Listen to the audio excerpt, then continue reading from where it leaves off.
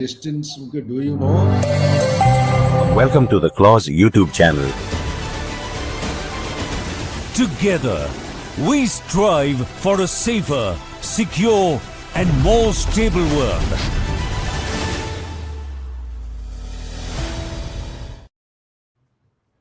Good evening and welcome to Jaipur Military Voices under the Aegis of Laws. And we today have Brigadier Karan Singh Rathore from Pune House with a wide experience and a geopolitical and international affairs expert, along with General Sudhakar Jee. He has immense experience of looking after the international issues, geopolitical, and the present situations in the world which is going on. Today we are going to discuss in our series the neighboring countries. Last time we had taken Nepal, today is Bhutan. A brief about Bhutan is that Bhutan have been in the near proximity of India for centuries, and we do share certain uh, common culture. Buddhism is right there for a long time, and India and Bhutan have been having very good relationships, to the extent I would say that everything in Bhutan, right from their the way of their functioning, the development which are taking place, and what all is being done in Bhutan, India has a stake in that. The geographical location of Bhutan is the one issue which needs to be highlighted here. Bhutan is between landlocked country between India and China, and they share borders with China. So the impact of Bhutan becomes very important for us. The Bhutan is also a member of UN. It became a United Nations member in 1971. The area is around 13,000 square miles, and they have a density of population, which is total population as of now. What the record says, 7.5 lakhs only. And they one thing what they have is they have a issue of happiness index, in which the Bhutan is ranking very well. And seeing Bhutan being a monarchy, they came also to parliamentary form of government, democracy, but the king is there, and they have certain ethics and ethos which they are following, which to my mind is in today's world, Bhutan stands in that in a very high ranking in the world. Our relationship Bhutan needs to be seen very very pragmatically in terms of the relationship being economic relationships. I have the relationship in a defense or military point of view that also needs to be seen and developed in a further way. What we are looking at is that in our situation today, we had India and Bhutan had an agreement in 1949, and thereafter they have been progressing on that. There is a training team at Bhutan that doing a good work, and now also as of now, the relationship between Bhutan and India is on a very good innings. The most important thing is what next. I would say that around 20, 30 years by 2047, what type of relationship is going to develop and how we are going to improve that. Maybe the requirement is that we do develop our relationship that in every field, and every field means that India being there needs to be more contributor towards Bhutan's economy. With that, I'll request General Sudhakar Ji to cover up the historical perspective of Bhutan and what relationship India has after 1947, and in a very brief way, what are the crux issues between India and Bhutan. Over to General Sudhakar Ji. Good evening, Birendra. Good evening to my very distinguished co-panelist, Brigadier Karan Singh Rathore, and all the viewers of this particular program. Thank you once again, Birendra, for having invited me for the show, and very delighted to uh, be a participant in all the shows. And I must compliment you for your vision and persistence. That is the hallmark of a successful leader. You must continue, and we must make it a successful venture as far as Jaipur leg is concerned, or Jaipur chapter is concerned from the clause. Having said that, now coming straight to the question which you have raised, a historical perspective of Bhutan. Bhutan, ladies and gentlemen, is one such country for a layman to understand. The size of this country is around west to east is around 300 kilometers, north south is 150 kilometers. This is the size of the country. And to the north is China, and to south, to west, and to the east is India. The provinces are well known. To one side, to the west is Sikkim, to the east is Arunachal Pradesh, to the south we have West Bengal, Assam, likewise. But the most important thing is that this is, perhaps to the best of my knowledge, is the only country. The only country, it would be incorrect on my part to say, maybe one of the countries which did not get colonized. They had an understanding, they had an agreement with Britishers, but it did not get colonized, and the monarchy, for tooth and nail, they, in fact, rather than going in for a kinetic one-on-one confrontation, they registered to the hilt and they succeeded. So it actually made a kind of a monarchy living through the journey of a statehood, and the population is not very many. I think around 7 lakh or so, approximately. Very interesting part is close to earlier there used to be 25 to 30,000 Indians there. But these days, I'm told, latest when I spoke to somebody in the evening, he said, "Hey, sir, it's gone beyond 50,000." So I really can't believe. But the more interesting part is every day 10 to 12,000 people, they go from India to Bhutan to work and come back. So they make an entry and they exit from the country. It's a very important dimension one has to actually see from both the diplomatic angle, the security angle, as also the angle of stability. This is to be seen from that perspective. Like you have rightly brought out, the fundamental center of gravity of Bhutan's growth is based on the paradigm of the happiness quotient. Now, when you talk about the happiness quotient, maybe it will get dilated by our distinguished speaker. Now, allow me to just take you through the journey of its coming into existence.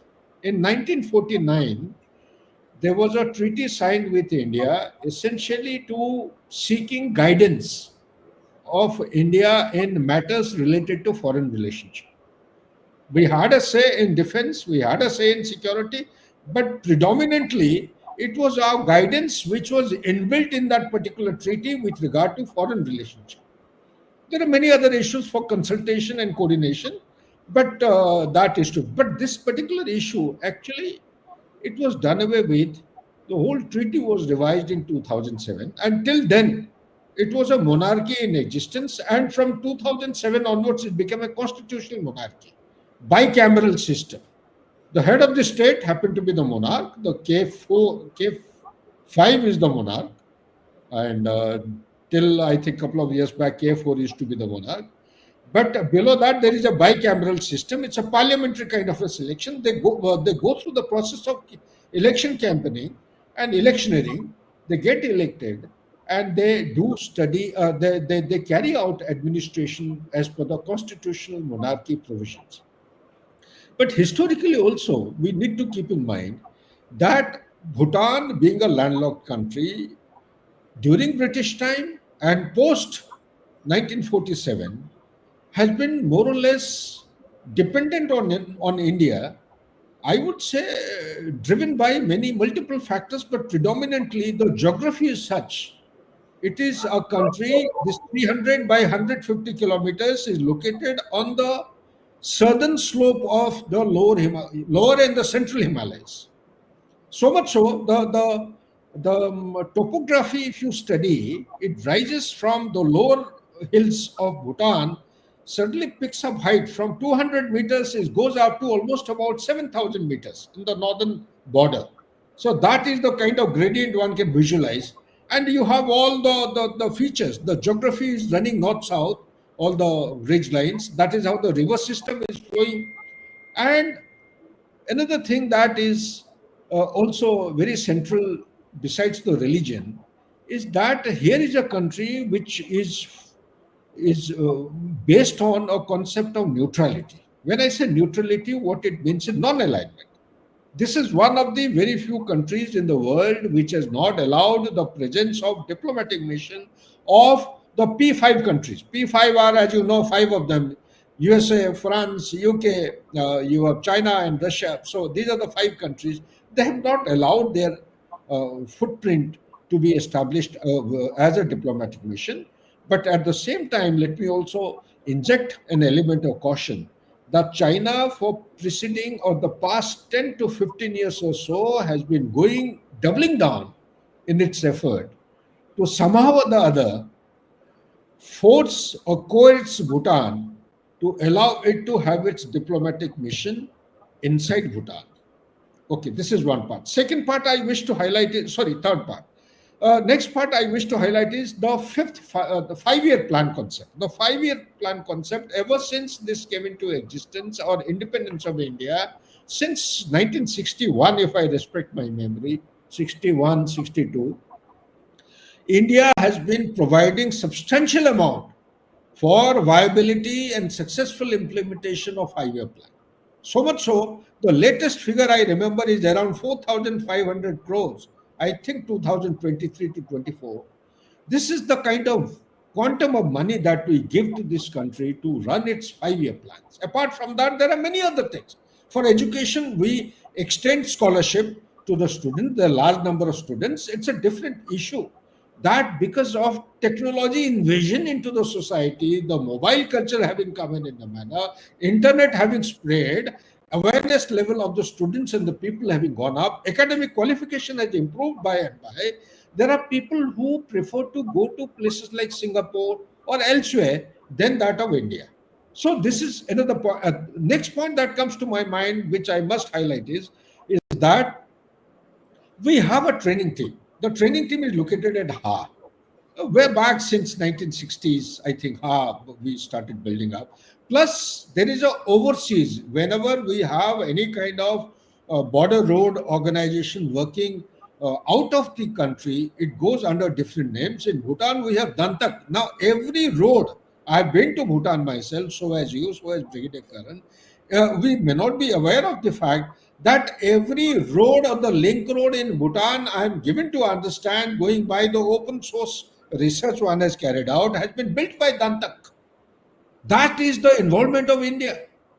Same is the case with communication. We have our defense treaty also signed in a manner. In case of any threat coming onto Bhutan, we are supposed to extend help and protect its sovereignty and territorial integrity in times of criticality. That is the kind of philosophy. Since I have dealt with the subject, it will be incorrect on our part to discuss anything related to that. But suffice to say that whatever happens in Bhutan, India willy-nilly comes into play, except for the guidance to be given in foreign relations, because they have decided to take a call by means of the participation of the people, by the people, of the people, and for the people. A democracy form has come in. And the next thing is, whenever any weapon system is to come into Bhutan, earlier it used to be through India. Now they are at liberty to decide for themselves. However, they cannot sell it. They cannot go in for a second-hand selling. So these are kinds of new rules and regulations which have come in. And most importantly, China is gone in for a very, very meaningful kind of agreement with Bhutan in preceding couple of years. 1984 is the year when they started negotiating with Bhutan with regard to the border talk. From 2016 till date, they have had more than 26 rounds of talks. They have had special expert group meeting also. Essentially, China wants to, they have gone in for an agreement in 2021 without sharing the details with India. But it started, leaking out in the open media. What actually emerged was they have compelled Bhutan, China has compelled Bhutan to go in for a 3-stage formula to resolve its boundary issue. Now, that's a very dangerous thing. It's a very dangerous thing because if people, those who know, the boundary issue between Bhutan and China is related to Gemochin. Gemochin is a point trijunction which China has been proposing and is hell-bent upon making that as a tri-junction. If that happens a tri-junction, then it is sitting right on the edge of Siliguri corridor. Whereas going by the watershed principle of McMahon Line 1914, when it was partially actually agreed to, I would say, as per the watershed concept, Batala is the place, or Batlang is the place through which the ridge line passes, and thereafter it goes to the highest peak. It is known as Merungla. So, if you go into the details of IB demarcation international border, then it is from Batangla, it is supposed to go to Merungla, which India, by and by, over the years, we have been accepting that, so has Bhutan, but China has actually disregarded this particular interpretation. It is going back to some agreement in 1890 and says that 1890 agreement is more relevant and hence should be accepted. Therefore, Gemochin is the tri-junction point, which is not acceptable. Taking advantage of this point, the Doklam problem cropped up in 2017. They have been intensifying their activities to Jampheri. Doklam to Jampheri, it's a distance of around 2 kilometers, and that is Jampheri is south of Dokala. Dokala is the OP that we have. From Jampheri, one can dominate by observation and fire. They want to come to Jampheri because from Jampheri, the shortest distance to Siliguri corridor by crow flight distance is 16 kilometers. Shortest distance. Longest is 21 kilometers. Siliguri corridor, as we know, is 20 kilometers by 200 by 60 kilometers. The minimum width of the Siliguri corridor is around 21 to 22 kilometers. And this is being the chicken snake or an artery or a corridor which can be easily choked. We managed to give them a stalemate or stall them at Dokala in 2017. Thereafter, 9 kilometers east of this location, they have developed a road meandering through a village called Pangda. 9 kilometers east of this location, it is going through the mountains, climbing up to a point and now presently they have reached very close to Jampheri range. So these are the issues which are burning issues. And last but not the least from my side is that China between 2019, ever since India abrogated Article 370 and 35 alpha, China has institutionalized a couple of issues. One of the issues is the land border law. And the second issue they have institutionalized is 628 border villages. They call it Jiaokao. So the border villages plus the land border laws to legislate and formalize that there is some kind of a line which is beyond which nobody should be allowed to trespass into the Chinese territory, and anyone doing so, they are at liberty to take any counter actions and such like issues. And third and most important thing is compelling. There are only two countries. China has got 14 countries around its border, and there are only two countries with which they have not. 14 plus 7 maritime countries, total 21 countries. At some places you find 23 countries. They have managed to resolve all the border issues except for Bhutan and India. So being a complex issue, they want to actually segregate, but agreement with regard to any border issue with Bhutan, between Bhutan and China, cannot be deemed as completed until India is found as a member. This has been the old standing of India.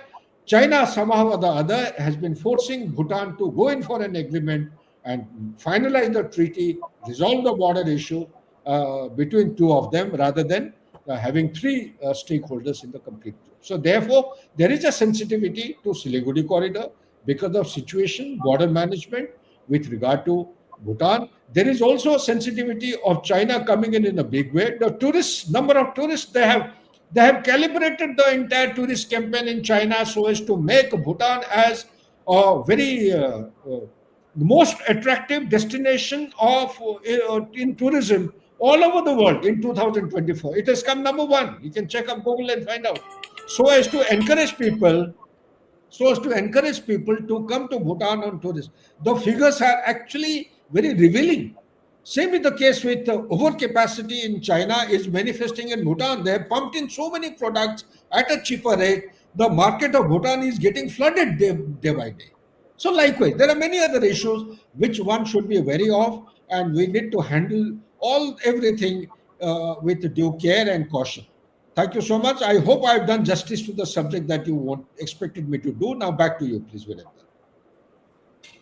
Thank you, Jaran Sudhakar Jee. It is you have brought out the issues which are very pertinent for both India and Bhutan, plus international issues along with China.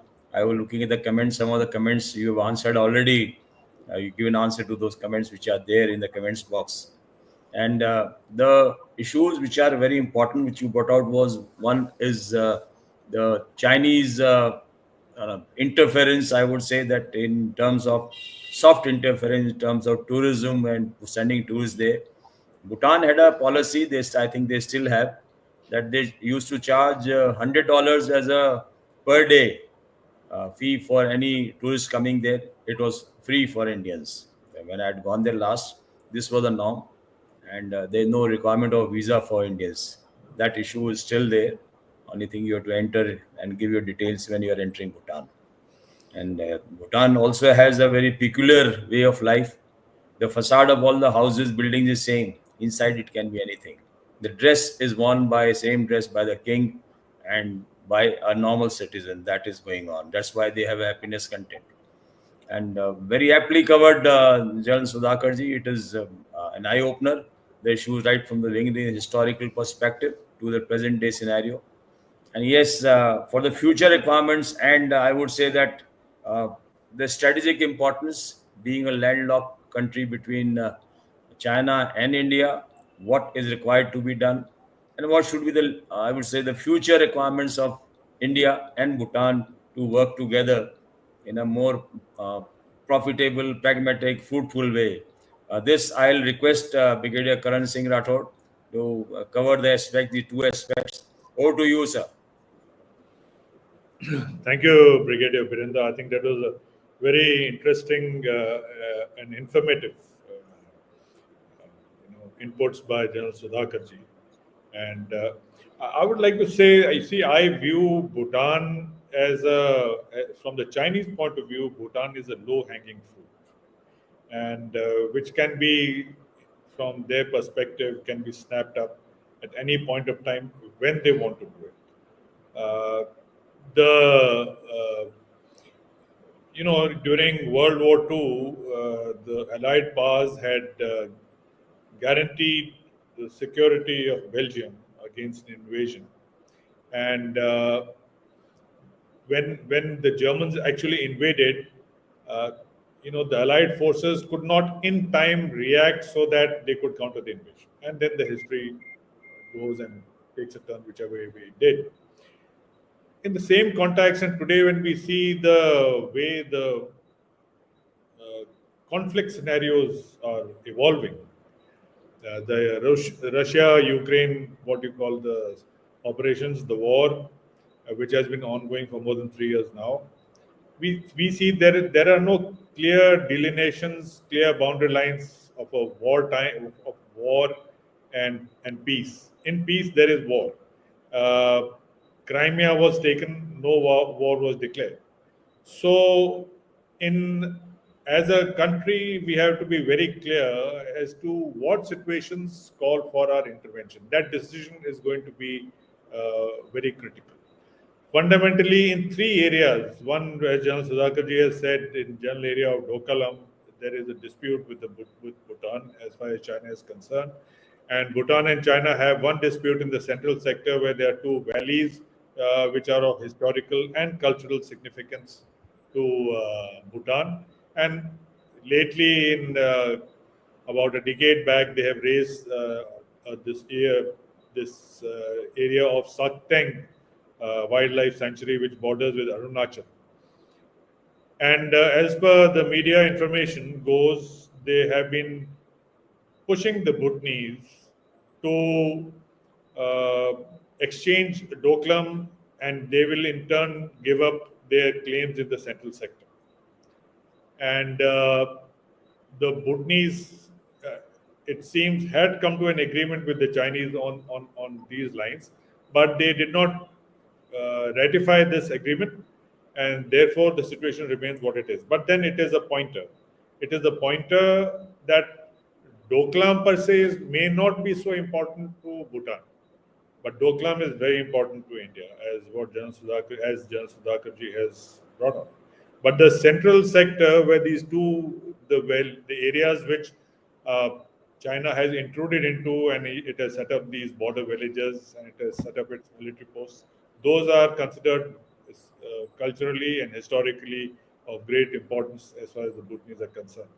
So we need to see how this will play up. We also need to see how we will need to respond in a military manner.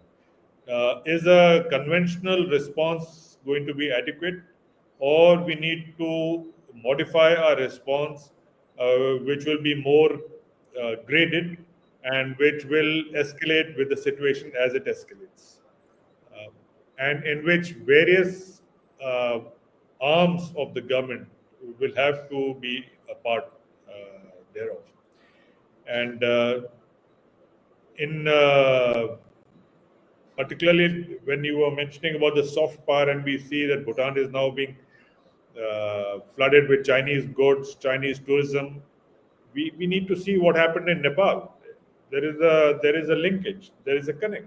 The Chinese have a game plan, and they proceed as per that. And over a period of time, the Chinese goods, Chinese interaction, uh, and Chinese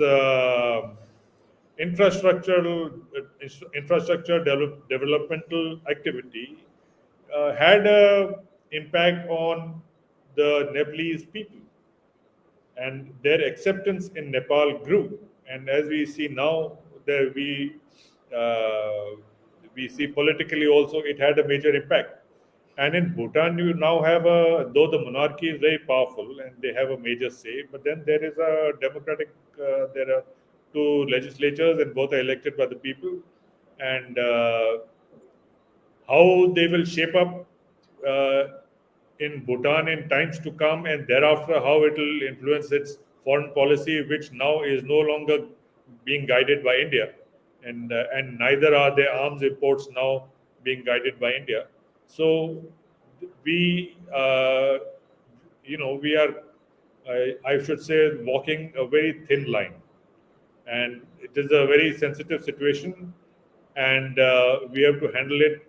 If the Bhutanese sense a weakness in our response, uh, they may be pushed, they may come to be pushed by China, because after all, Bhutan, with its resources, population, the way it is, and the way it is sandwiched between India and China, it is itself trying to manage two major powers which lie north and south of it. So it's not a very comfortable situation as far as they're concerned. Till such time, the British were ruling, and the British were a paramount power, and Tibet was not a paramount power. The Bhutanese had an agreement with the British, which in some form we replicated in 1949. But now the geopolitical situation is changing. China is already a very major power. It's a far bigger economy. It has far more influence. From whatever way you can put it or see. So, in times to come, we cannot walk away from the fact that China will have increasing influence in Bhutan, and therefore we will have to see as to how we can counter that, because that will because that a failure to do that will really place our Siliguri corridor at great risk. Militarily speaking, Chinese have options. A, they go banging against our established defenses in Sikkim or Arunachal. But that's where they'll go head butting into a wall, and it'll cost them. The other option is to seek out a softer flank. Bhutan is a softer flank. So is Myanmar and those certain areas which lie west of Arunachal. So Bhutan is a softer flank, and as I said, it's a low-hanging fruit which they will pluck if they want to at a point in time, if they sense a weakness of response coming.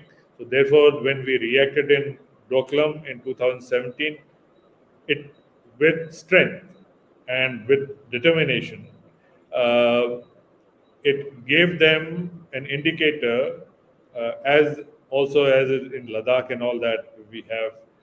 It gave them an indicator that India may not take these things lying down. Uh, in my view, maybe Doklam was just a test. It was a test of how far they can go and to what extent India and to what extent and how will India react. If they raise the ante, if they raise the ante, that remains a question as to how will we react thereafter. So there are certain red lines which need to be drawn and which need to be communicated across the board to the countries which are concerned that these crossing of these red lines will not be tolerated. And then it depends on the nations as to see as to how whether they would like to violate those red lines or whether they would like to remain within certain parameters. Thank you. Thank you, Brigadier Karan.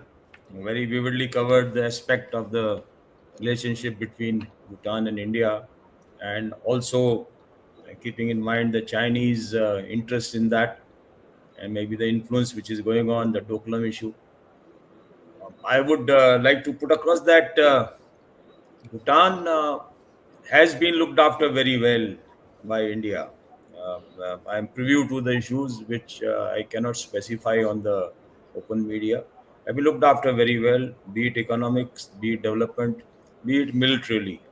The aspects are under as of now, but yes, what is required is in the future there is a requirement that we have to cope up and make it more viable, more vibrant. That is what is required to be done, and there should be a focus on developing and looking after Bhutan in a way that the local Bhutanese public is the one which should be attracted. There should people to people contact has to be more, and I would say it should be from Bhutan side to India, though it is happening, but the visibility is not there. It can be in terms of education, it can be in terms of employment, it can be in terms of having our enterprise people going there and developing industries as based on the rules and regulations which are there in the Bhutan. Bhutan became a member of United Nations in 1971 as a country. Long way, it's 49 to 71. Thereafter, member of SARC and founder member of SARC and BIMSTEC. And with that, the dynamics slightly changed. That I would say the dependency on India, things with becoming a member, UN member, SARC and BIMSTEC, but still things are there which are as of now India is looking after, but there's a lot of scope to do. The last issue which is there is the development. General Sudhakar Jee had brought out about the roads and Dantak. There are developments which are taking place in the hydropower, which India have established in Bhutan, and India is purchasing hydropower from Bhutan, which is also an economic way of looking after our neighboring Bhutan, which is required to be done. And finally, I will go back to General Sudhakar Ji for covering up issues. What do you expect in future? Maybe coming future, immediate future, far future. Very briefly, between relationships between India and Bhutan. Over to you, General Sudhakar Ji. Thank you, Virender. You have time because after that, I suppose you would be expecting to have the Q&A also. Very quickly, ladies and gentlemen, don't take me as an alarmist. I'm trying to share with you all what is the situation. Um, the least I would say, for lack of correct expression, the situation is very grim, like Brigadier Karan has stated. So as the anchor. Why? Why am I saying this? Okay, now the it's not that we are making China 7.5. Let me also give you as a disclaimer. As a student of geopolitics, I am more than convinced neither China is capable nor is it going to undertake any kinetic offensive against kinetic. ये हथौड़ा और जो primitive ये है that हो गया है गलवान वाला I don't think it will ever happen again and it is unlikely to wage a war against any country. The war it is going to wage is to win a war without fighting one. What is that conflict? That conflict is called an economic war. Geopolitics has actually gravitated from 20th century to 21st century, from the paradigm of geopolitics in 20th century, bipolar world, to 21st century is geoeconomics. In 70s, the transatlantic countries, that is USA, Canada, and the West Europe, or the leading economies, they had a dominance of almost more than 70% of the countries or the members of the United Nations in economy. Today, the equations are totally different.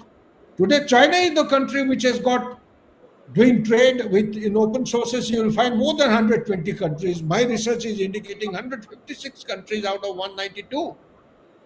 Out of 156, or even if you say 120 countries, it has got trade surplus with the majority of the countries. And therefore, what I'm trying to say is that it is by means of economy that China is going to dominate the world order, which it has started doing. What is BRI? BRI is nothing but manifestation of the surplus dollars, which it is earning out of the trade surplus. It's a way of extending its foreign policy by reaching out to the countries, by enhancing and improving its connectivity, and also which is enabling it to achieve its multiple aim of its dominance. But having said that, let me just very quickly cover that in international relationship, whether 20th century or 21st century, my conviction and research indicates that dependency is the center of gravity to enhance yourself as a growing power. Thucydide trap correctly enunciates that any established power will never allow a growing power to come up to its footing. What it means is USA and China relationship, it will never allow, USA will never allow, it will try and do something so that the growth becomes interrupted and it doesn't have a free for all kind of a growth. But despite that, they have missed the bus. USA, without realizing, or despite having realized, they gave everything on a platter to China. China has left USA behind in technology, in economy, in military capability. Look at the number of maritime vessels they have. They have more than 400, 370 is the figure they show. And if you include the civilian vessels, it goes beyond 16,000 vessels in China. That is the kind of capacity. The overcapacity in China is flooding the entire global market economy.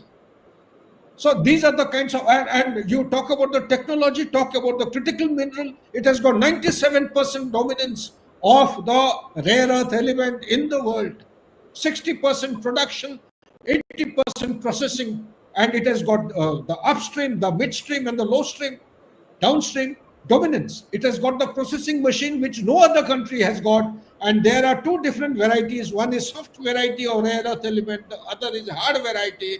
Both the varieties, China is the only country which has got processing machine. When you carry out this, they're not rare, they're plenty. But what is the most difficult part is to survey the area, to carry out mining, thereafter extraction, thereafter processing, thereafter the production of the product, which actually becomes very useful, like antimony, gallium, germanium, etc. But what I'm trying to share with you is that Brigadier Karan brought out a very relevant point, which I think we should not lose sight of. In 90s, sometime in 94 or 95, if I recall correctly, I think the year I was going for staff college, that is the year large number of Nepalese had been deported from Bhutan. It's an important milestone as far as the governance of Bhutan is concerned. This Nepalese, because this continues to remain a teething issue between Bhutan and Nepal, we should not lose sight of this particular fact. Second issue that I wish to highlight is that in Nepal, about 55 kilometers from Siliguri corridor, there is a place called a Damak.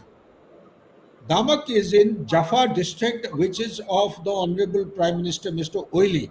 Oili is the Prime Minister, his constituency.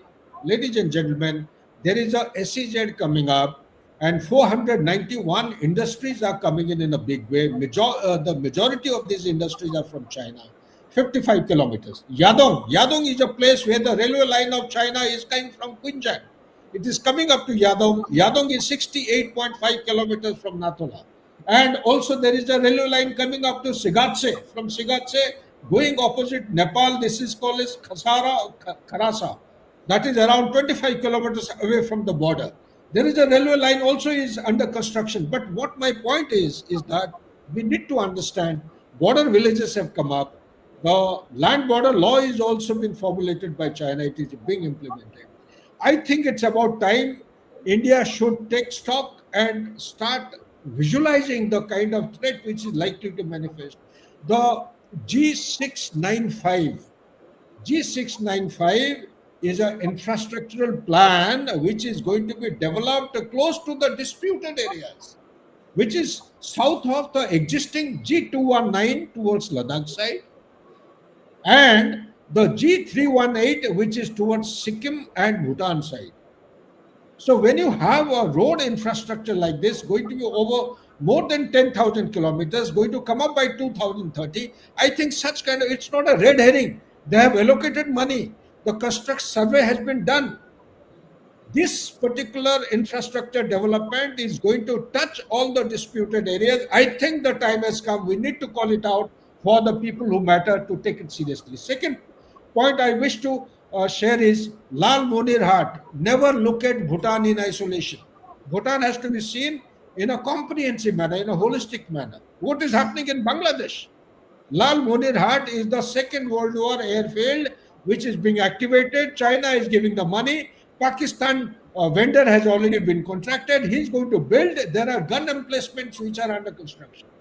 Third thing that I wish to highlight is that 340 kilometers away from Guwahati, 55 kilometers from Bogaigaon, 240 kilometers from Siliguri is a place called a Gelefu between India and Bhutan. This Gelefu has been selected. The king of Bhutan is very keen and enthusiastic to develop that into a global SEZ, something on the lines of what Saudi Arabia is doing. Almost about 1,000 companies are going to be there, and it is going to come up in a place where it is very close to the Siliguri corridor. Hence, it will contribute to the sensitivity, enhancing the sensitivity of this particular place. We need to be mindful of all these issues when we are talking or analyzing the security paradigm, and therefore I personally feel on top of it, I have shared with you Jafari Ridge, they're very close to it, and Bangladesh is going through a turbulent time as of now. Elections are around the corner in the month of February, but as on today, there is a four brotherhood alliance which has come into existence on the lines of three brotherhood alliance which was there in Myanmar. Now, the four brotherhood alliance is based on the concept of Rohingyas. They are being led by ISI. They are being led by the Taliban. One of the groups is actually doing something around 500 to 600 crores rupees worth of business on narcotics inside Bangladesh. There is a humanitarian corridor which is coming up reportedly. Last I know, day before yesterday, I was anchoring one of the panel discussions in global in the foreign policy research school. The topic was Bangladesh Devil's Triangle. And ladies and gentlemen, let me share with you that Saint Martin Island has, whatever little I learned from that seminar, has already been taken over by USA, or it has been given by Bangladesh to USA. So these are the dynamics which are taking place, and it is likely to become more turbulent in times ahead. Therefore, we need to actually keep our finger crossed and keep our security most responsive matrix proactive, so that we pick up the intelligence by effective means of surveillance round the clock and at relevant places. Last but not the least that I have to share with you is the issue which you raised a little while. What should India do? That is the moot question. It's not a very simple question to be answered. All I can say at the moment is that let's keep our eyes and ears open. Let's be proactive. Day before yesterday only, I have suggested in one of the channels, like Israel has managed to penetrate into Iran. His Mossad has gone into Iran in such a substantive manner that every nook and corner, every corporate, every manufacturing base, there is Mossad operating. That's how they became successful in employing their drones against the Iran or the Hamas leadership and all. So similarly, on those lines, we may have to think and apply ourselves and need to actually, since we are paying so much money, we have brought up Bangladesh ourselves, we need to factor in this particular aspect or keep it as one of the options for actually giving us advanced information about what is coming on us, thereby enabling our security apparatus to take preventive and proactive action. Along with this, all I have to say is that Bangladesh is not a landlocked country. It has got a maritime boundary. It has got direct and indirect linkage. What I'm trying to highlight here is that because the SARC has actually failed, there is a new grouping which has come into being. It's called a BBIN. It is Bhutan, Bangladesh, Nepal, and India. The BBIN have got couple of understandings, treaties, and agreements. There is a transport agreement also. A vehicle starting from Nepal without any toll tax will be allowed to go to Bangladesh. As per my understanding, please correct me if I am wrong. Similarly, a vehicle coming from Bhutan can go to XABC. So, if this is the kind of agreement we have another issue that is actually affecting us, and that issue that we should be mindful of is that what Brigadier Karan was briefly alluding to, this swapping of land. The central sector has got 495 square kilometers of land in Bhutan, central northern portion. China wants to barter that piece of land with 269 square kilometers in Dokala. And in Dokala, this particular area, sorry, Doklam, this has got land in three pieces of land.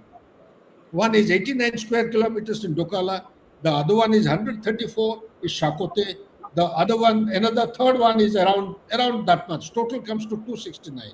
But what is of importance and interest to China is this 89 square kilometers in Dokala. They want to barter it with this 495 square kilometers in central northern portion of Bhutan, which actually belongs to Bhutan. But by salami slicing, China has started claiming it. So they want to extend that and take this 89 square kilometer at no cost should India ever allow this bargain to take place, this barter system to take place. And finally, I would conclude by saying that it's about time, like USA resolved the border with Mexico by paying $10 million way back in 1876 or some exact timeline I don't remember. They bought a huge chunk of land from Mexico. They bought a huge chunk of land from Canada. They resolved the issue. Not that the borders are absolutely settled and final. They are still open-ended to quite an extent. But what I'm saying is that Siliguri corridor being what it is today, 21 kilometers is the narrowest point, and it being the chicken snake, and it can be choked anytime at liberty by our adversaries. I personally feel the shoulders which are available towards Nepal side, towards Bhutan side, towards Bangladesh side. I think it's about time. If push comes to shove, we need to exercise very meaningful, substantive steps of negotiation and including the kinetic component of our objective and aim to secure these shoulders so that the Siliguri corridor is widened. Thank you. Back to you, please. Thank you, Gen Sudhakar Jee. And very is an eye opener which you had brought out certain issues. And I was going through the comments section. Most of the points regarding Chumbi Valley, India's role with Bhutan militarily, if there is a problem, and the issues related to uh, China's role in Bhutan, those issues have already been covered. There's one issue which is coming up is the Bhutanese youth, the mindset shift towards modernity. With the, I think this point was touched upon, that being the availability of today's the information system, the internets. So there's a change in the youth which is occurring, and that change in the youth probably will force the future of the country and how they look at things. That is one issue which I would like to be briefly given out. And the other issues which are there is there's a comparison between Bhutan and other our neighboring countries, which I think mostly have been covered. Times have changed. I would like to answer that question. Times have changed, and what we did, say 1970s, and now it is difficult to do those things now. Maybe, probably, at a mutual understanding is there that issues can be covered up. And one of the person I think is asked is options of having Bhutan as a part of India, maybe possibilities are there. I like Brigadier Karan to cover up the change in the society and information overload for the youth modernity taking place. Sir, can you please briefly cover what impact it will have the future generation? Because I've also seen that the changes are occurring in Bhutan, and the impact of information is there, and even the cultural society and the thought process is undergoing a change. Over to you, sir. Thank you, Brigadier Virendra. Yes, though the Bhutanese have a very high happiness index, and they have worked. The monarchy has worked to retain the old way of life, but the younger generation, as is applicable to all youth across the board, including India, they look at life. They may be looking at life a little differently, and they have aspirations, and they may like to explore the world. In today's, as far as the youth today, as the young people today, they don't see a world with borders. They don't see they see the world as a level playing field, and wherever opportunities offer them a chance, they will go. As we see, it is happening in India. It is happening in Nepal. It is happening. So it is in time. It is going to be important and see as to how. In which directions the young people of Bhutan will move. China, for all you know, can ease up on their enrollment and access to Hong Kong and other major economic centers in China. China is itself a very major economic power, where they can have good careers and they can have good living standards, and it may become a focus of attraction to them.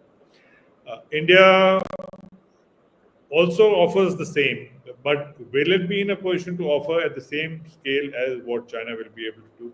That remains a moot point. So, in times to come, the way I see it is, I see that the Chinese influence is likely to increase in Bhutan. This soft power of China in terms of its economy, the infrastructure it's going to bring in, this says what General Sudhakar Jee has indicated, which is likely to come up. It may have a major Chinese component, as what the says coming in up in Nepal too is, and so that will lead to employment in Chinese companies and influence thereby. So I see India facing some very delicate decisions to be taken in times to come.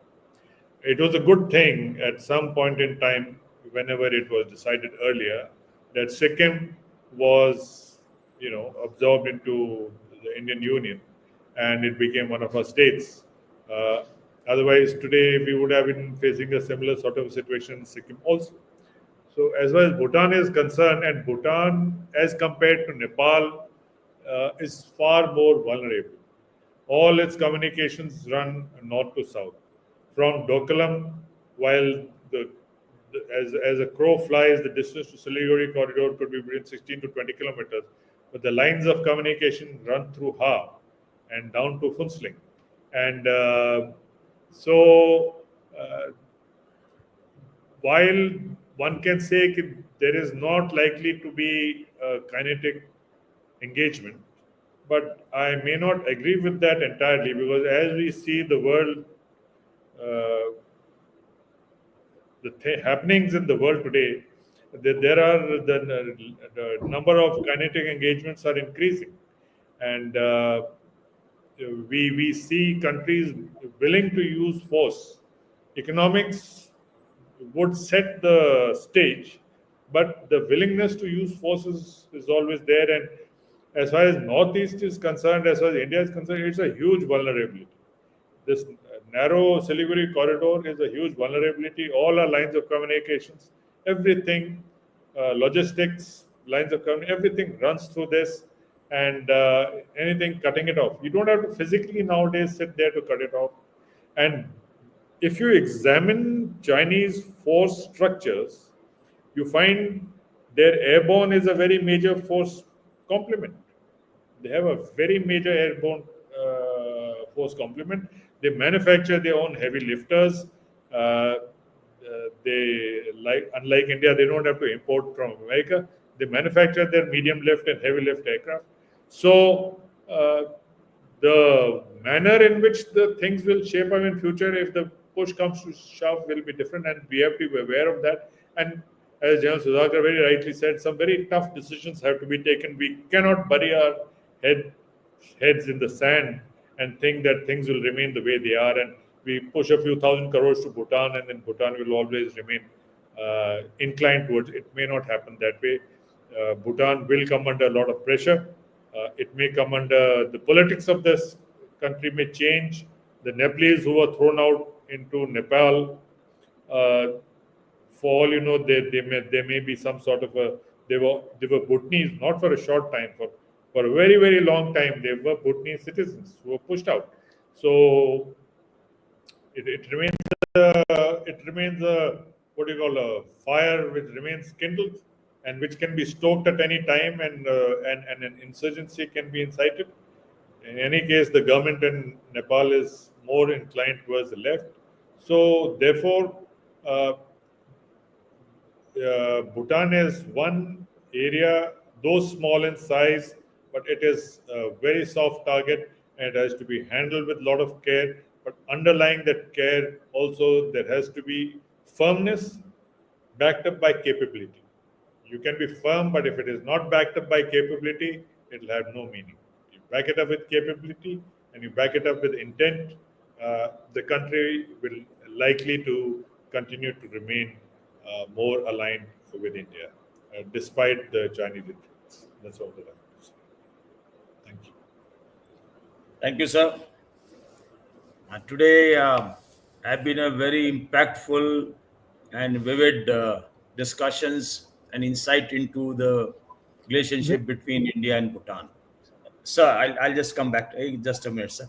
And we have discussed issues from the historical perspective, the agreement between both countries, economic developments, military agreements, and the future course of action. And there are some issues which have probably been missed out. For that, I'll request General Sudhakar Jee to cover. I think you want to cover that, sir. Over to you, sir. No. I wanted to compliment Brigadier Karan sir, and you covered done more than justice. You see, there is a issue. Somebody asked a question: "Ki, why not we integrate Bhutan?" When I was doing NDC, during NDC, I had given this thought process, and as it is, NDC is a very kind of a noisy course. People don't listen to you. If undivided India has not given you peace and normalcy and stability for growth, sorry, divided India has not given you peace, stability, and growth. So why don't we go back to our undivided status, what we enjoyed during the British India Empire? Not that am I trying to suggest Bhutan was never part of British Empire. But since you're spending 4,500 crores in the 5-year plan, plus there are many additionalities which are being paid, why not we run these countries? The time has come, unless you make the immediate neighborhood as an integral, inseparable part of India, soon you'll find China coming and sitting. It has already carried out strategic encirclement of India, be it Nepal, be it Bhutan, Myanmar, Bangladesh, everywhere it is there. Thank God, by God's grace, we have managed to restore status quo ante to some extent. With regard to Maldives, that also there are a lot of caveats. He's making the submarine dockyard behind towards the south side of the island, and towards the north is Malay. Fortunately, Adani's haven't given us contract. In Sri Lanka, they are thankful. The new Prime Minister, he came and thanked our leadership. Thank you so much. You stood by us at the time of criticality. But at the same time, the same leadership has gone to China and shaken hands, and they have shown the dependency. It is a factor of dependency that we need to actually look into. So when you talk about this, I think there is a lot of merit. Whoever is given that point, why not How long are you going to puddle fake with these kind of options? We need to take very hard decisions, but those hard decisions in 21st century is fraught with, you know, it is called as the century of quantum computing, century of autonomous support system, century of blockchain, century of artificial intelligence. When technology is coming in such a big way, the youth of Bhutan today are driven by not logic. They are driven by the floods of social media platforms which are actually governing and predominating their thought process in the cerebral space.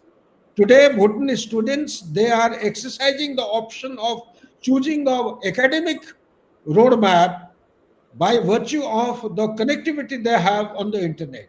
Same Bhutanese, the day is not far when they could also be penetrated and infiltrated by forces inimical.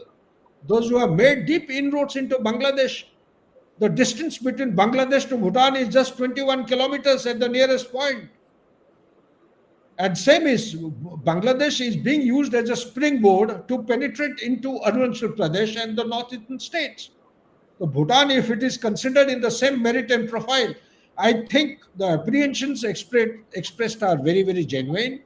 The country is doing people who matter. I am very confident and sure if we have to prioritize all the challenges and look out for options which will give us some kind of a solution, then maybe short term, medium term, and long term spectrum has to be decided.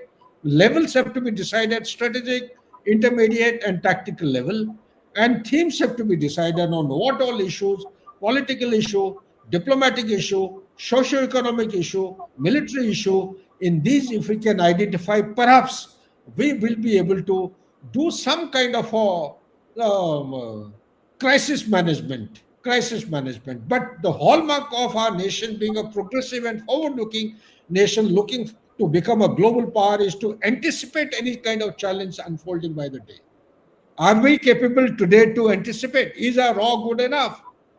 Are our intelligence agencies good enough? Or we'll have second Pahalgam and only then we'll wake up and say that let's strike Bangladesh now. The Chief of the Army Staff has already given an indication. This is not going to be Pakistan alone.